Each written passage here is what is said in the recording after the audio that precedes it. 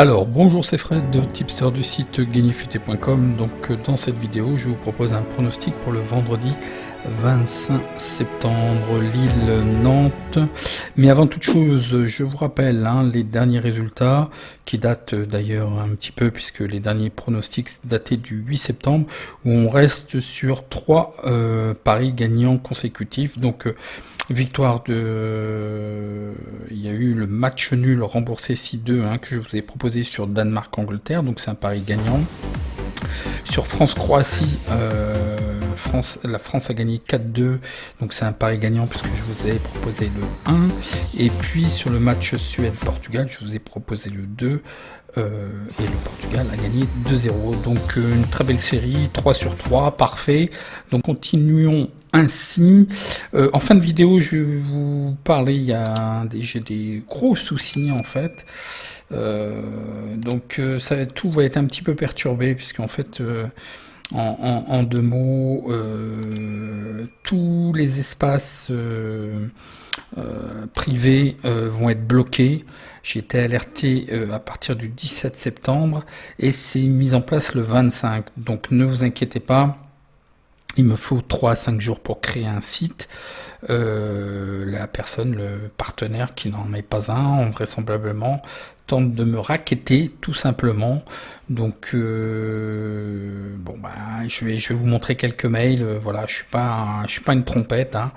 Donc je vais travailler durement là. Il faut que je mette tout ça en place. Il me faut 3 à 5 jours par site. Donc l'alerte algo va être touchée, le logiciel de statistique, la formation va être touchée. Je vais neutraliser dès aujourd'hui les possibilités d'achat de ces services, puisqu'en fait ils vont être bloqués. Je n'arrive pas à faire rentrer dans la raison et la forme ne me convient pas. Donc par principe, moi j'ai qu'une parole. J'ai investi dans cette société lors de la proposition de leur service. En fait, c'est ce qui me permet d'héberger en fait l'ensemble des salles de formation et des espaces privés. J'ai carrément accès pour créer une échelle à une université, puisque je peux héberger autant de salles de formation que je veux, autant de centres de formation que je veux, autant de formateurs que je veux, autant de cours que je veux. D'ailleurs, ça met en péril non seulement un petit peu mon activité, mais ça met en péril des formateurs, des coachs, des professionnels aussi, puisqu'en fait il va être assujetti à ce souci. Bon, j'en parlerai, là on est pour les pronos, s'il y en a que ça intéresse, je vais montrer les mails qu'on m'envoie il y a quelques jours pour une mise en application le 25. Donc c'est sûr que je peux pas trop bien me retourner, d'autant plus que je comprends pas la problématique qui me concerne pas. Donc allez, voyons pour les pronostics. Donc pour le vendredi, il y a le match Hertha Eintracht Francfort. Donc là, restez à l'écart, vous devinez pourquoi. C'est qu'il y a peu de visibilité, c'est la deuxième journée. Par contre, on a Lille-Nantes. Et donc voyons voir ça.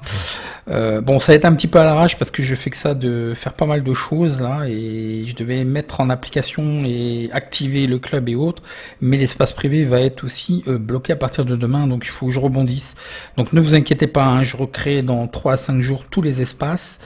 Ce qu'il y a, c'est que c'était pas prévu, j'ai d'autres clients, j'ai d'autres choses à faire, donc c'est pas grave, à l'arrache je vais vous faire le prono, même ceux du week-end, et puis ça perturbe un petit peu mon organisation, quoi. Il faut que je remette en place des systèmes. Donc Lille est 5e contre Nantes qui est 14e. Donc Lille affiche une belle régularité. Vous avez Nantes qui a un petit peu mal commencé et alterne un petit peu les bons et les moins bons résultats. Donc on va voir ça au niveau du face à face. Donc comme je vous disais, Lille à 1924 points Elo Rating, je vous les ai mis, et Nantes à 1759 points Elo Rating. Donc une belle régularité. Lille depuis le début, ça sera la 5e journée, a gagné 2 matchs, a fait match nul à 2 reprises, marque en moyenne 1 but et encaisse une moyenne de 0,50 enfin 0,5 buts en fait. Il marque en premier à chaque fois, 4 sur 4, donc 100%, un petit rendement de 5,25, mais je pense que c'est pas une équipe que je prends pour le rendement. Là, je le prends pour le prono, vous allez voir ce que je vous propose. Ça sera une équipe en fait qui aura certainement des difficultés. D'ailleurs, Galtier, par la demi-mot, en fait, me semble déçu de l'effectif actuel. Attendez quelques recrues, je pense, qui n'arriveront pas ou qui n'arrivent pas. Donc, voilà, je pense que d'ici quelques temps, il va se plaindre de l'effectif, surtout quand ils vont commencer les campagnes européennes. Donc je pense que ça sera quand même une équipe solide, mais qui va alterner les bons et les matchs nuls, je pense. Et il va pas falloir s'attendre quand même à des gros matchs avec beaucoup de buts avec cette équipe. Hein.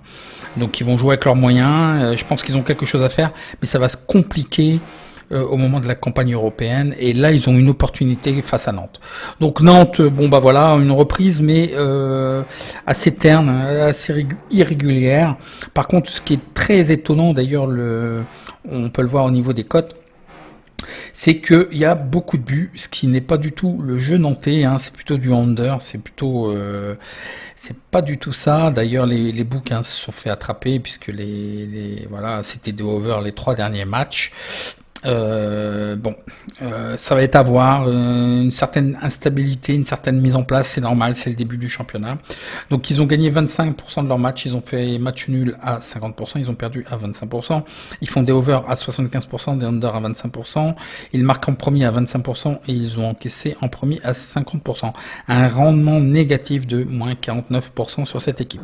Voyons voir le face-à-face domicile-extérieur. Donc là, évidemment, il n'y a que 2 matchs et une certaine régularité à domicile, mais c'est sur l'ensemble des matchs pour Lille. Nantes, à l'extérieur, c'est surtout aussi ça que je vais mettre en avant. À l'extérieur, ils ont toujours un petit peu plus de mal. Hein. L'historique nous dit quoi? L'historique des confrontations, justement, Lille a largement l'ascendant. Il reste sur 4 victoires. Hein. D'ailleurs, ça scorait, ce qui m'étonne. Hein. À chaque fois, il y a plus 2,5 buts.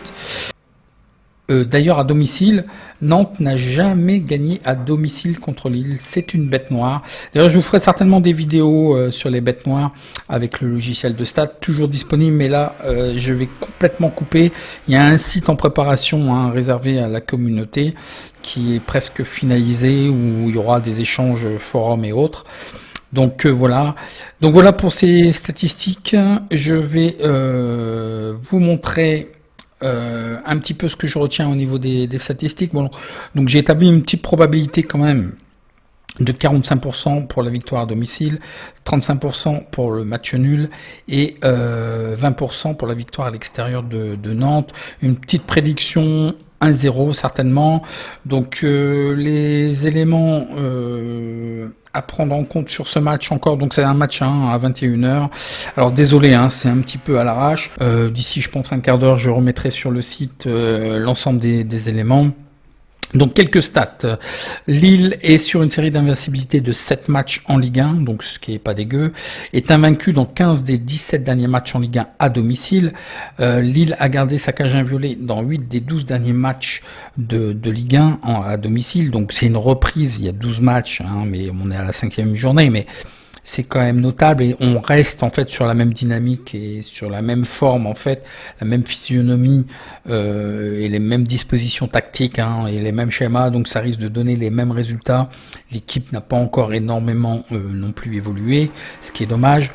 Lille a gagné 8 des 11 derniers matchs de Ligue 1, donc attendons encore le mercato, mais là il y a une opportunité pour moi. Moins de 2,5 buts ont été marqués dans les 6 derniers matchs de Lille en Ligue 1.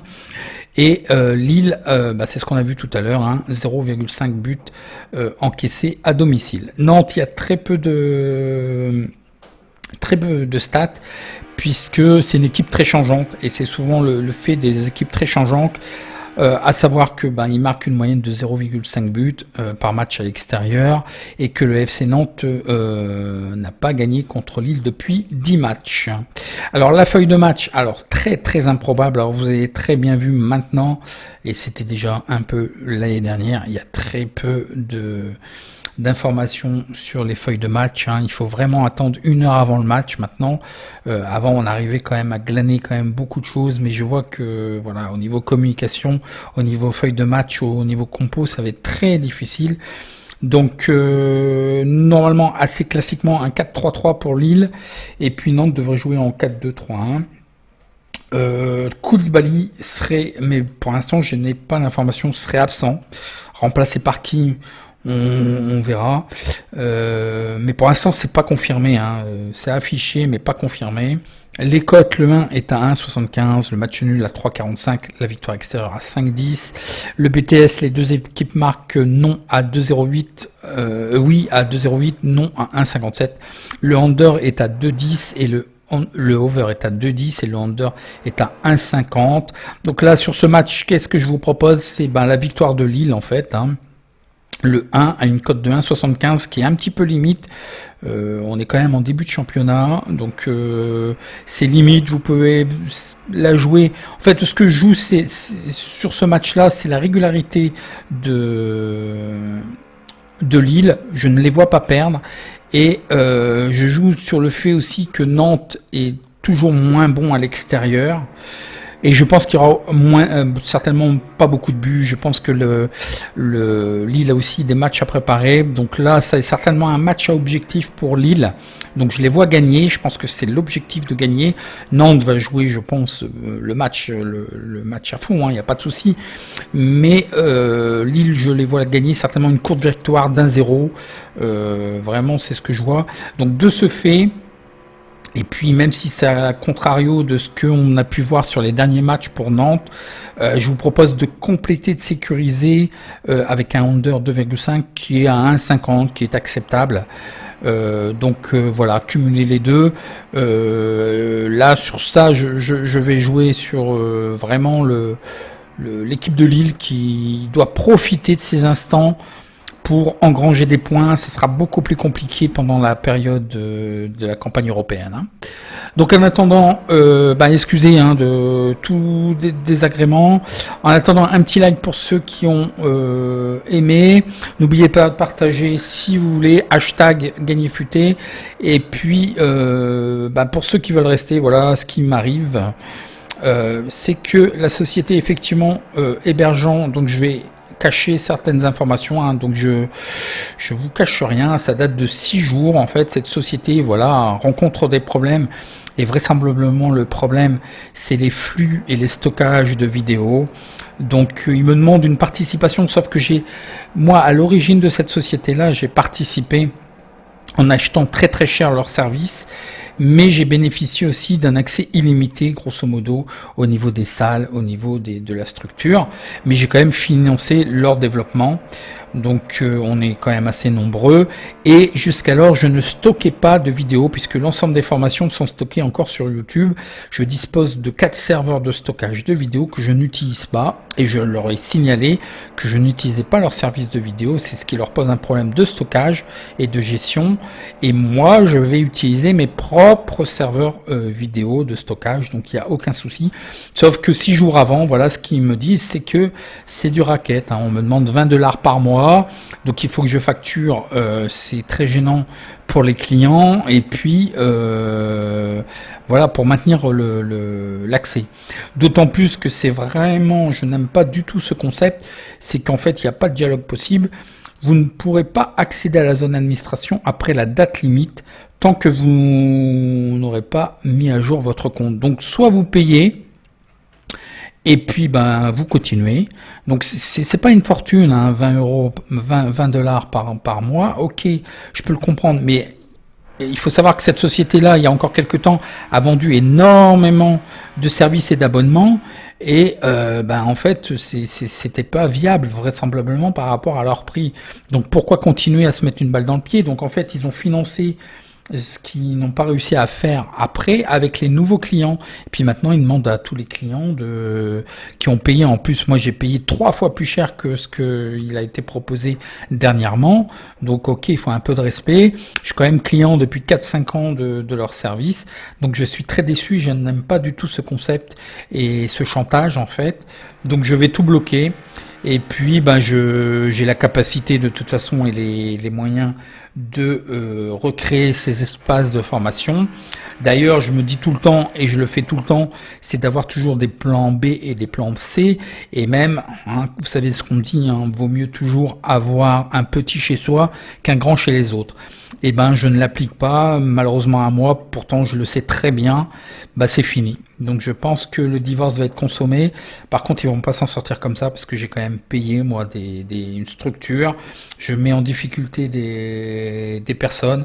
Donc je vais voir avec les clients qui utilisent mes services, mais je suis vraiment très mal par rapport à ça parce que c'est pas correct, quoi. C'est pas du tout correct. Donc voilà, vous connaissez toute l'histoire, donc désolé. Donc ne vous inquiétez pas, hein, tout va rentrer dans l'ordre dans les jours à venir. Peut-être que ça va mettre un petit peu plus de temps. Je pensais ouvrir le club là, à la fin du mois. Je ne sais pas si je vais pouvoir tenir le timing. Surtout qu'il va falloir transférer quand même pas mal de vidéos et puis un peu de texte et un peu d'outils. Donc j'essaie de faire le maximum. De toute façon, je travaille tous les jours, hein, même le dimanche, de 7h, 7h30 jusqu'à 23h30 minuit. Donc ça, c'est mon lot quotidien. Sauf que là, depuis le Covid, il y a quand même beaucoup de choses très négatives. Entre les gens qui ne payent pas, en fait, les mauvais clients qui commandent des sites et qui les payent pas, beaucoup de recherches, donc il faut que je m'organise autrement.